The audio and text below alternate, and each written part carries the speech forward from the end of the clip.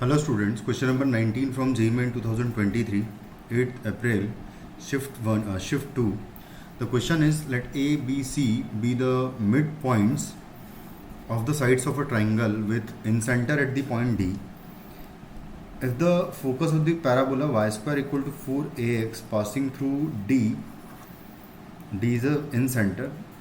तो उसका फोकस जो है वो है alpha plus beta root 2 comma 0, where alpha and beta are rational numbers, then alpha upon beta square क्या होगा ये बताना है मुझे। सबसे पहले तो अगर इसको ऑब्जर्व किया जाए तो ये कुछ इस तरीके का एक ट्राइंगल होगा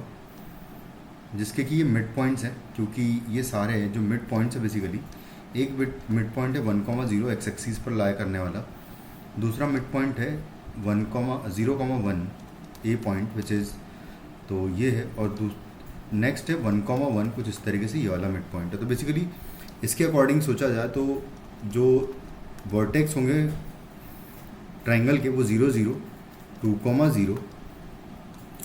और 0,2 हो जाएगा। इसके अकॉर्डिंगली अगर यहाँ से यहाँ तक की इसकी डिस्टेंस की बात करें तो ये डिस्टेंस अगर मैं इसको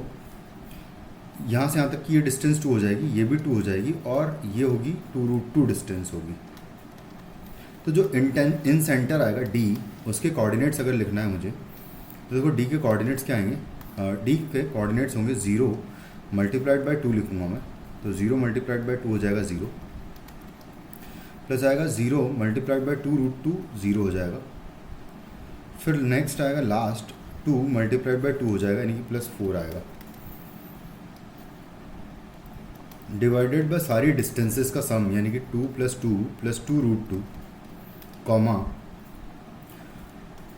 1 मल्टीप्लाइड बाय, सॉरी ये 1 नहीं आएगा, ये तो खैर अब इनको तो भूल जाते हैं क्योंकि ये तो मिड पॉइंट्स थे। और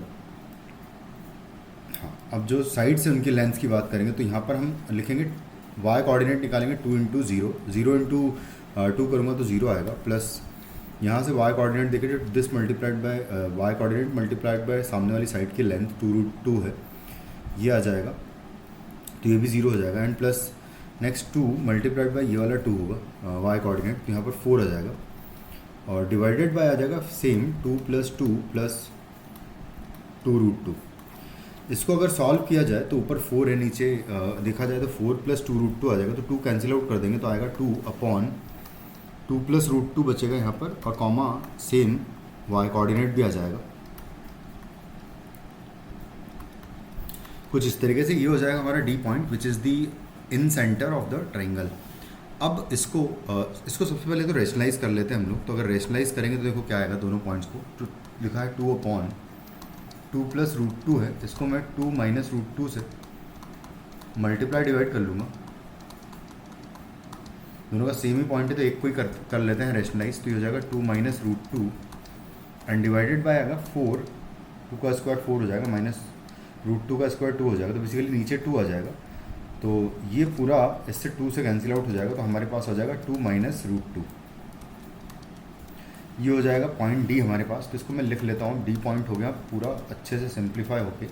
2 - √2 कॉमा 2 - √2। अब वो ये कह रहा है कि ये जो D पॉइंट है ये इस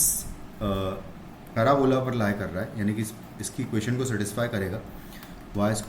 4ax पैराबोला पर, तो इसको सेटिस्फाई कराएंगे तो आएगा 2 - √2 का square is equal to 4a multiplied by 2 - √2, कुछ इस तरीके से है। तो यहाँ से अगर 4a का वैल्यू निकालूंगा मैं तो आ जाएगा 2 - √2 आ जाएगा, एक कैंसिल आउट हो जाएगा बेसिकली यहाँ से, तो 2 - √2 आ जाएगा 4a का वैल्यू। उसने कहा है कि जो, तो मुझे मतलब इसका फोकस निकालना है, तो फोकस के लिए हम लोग a निकालेंगे, 4 से डिवाइड कर देंगे तो ये हो जाएगा 1/2 - √2 अपॉन 4 आएगा। ये इस तरीके से मुझे मिल जाएगा a का वैल्यू, और बेसिकली a, 0 फोकस होता है, जो कि हमारा फोकस आ चुका है 1/2 - √2/4, 0 जो है फोकस आ गया है। इसको अगर कंपेयर कर लूँगा ऑलरेडी जो फोकस गिवन है उससे, जो लिखा हुआ है अल्फ़ा प्लस बीटा √2, 0 से, तो यहाँ से अल्फ़ा कंपेयर करने पर 1/2 आएगा एंड बीटा कंपेयर करने पर 1/4 आ जाएगा माइनस का। तो मुझे निकालना है value alpha upon beta square की, तो अगर अल्फ़ा अपॉन बीटा स्क्वायर की वैल्यू निकालनी तो मैं यहाँ पर निकाल लूँगा इसको, तो यह आ जाएगा alpha upon beta square is equal to, alpha है 1/2 डिवाइडेड बाय आएगा बीटा का स्क्वायर यानी 1/4 का स्क्वायर, तो बेसिकली ये हो जाएगा 4 स्क्वायर अपॉन 2,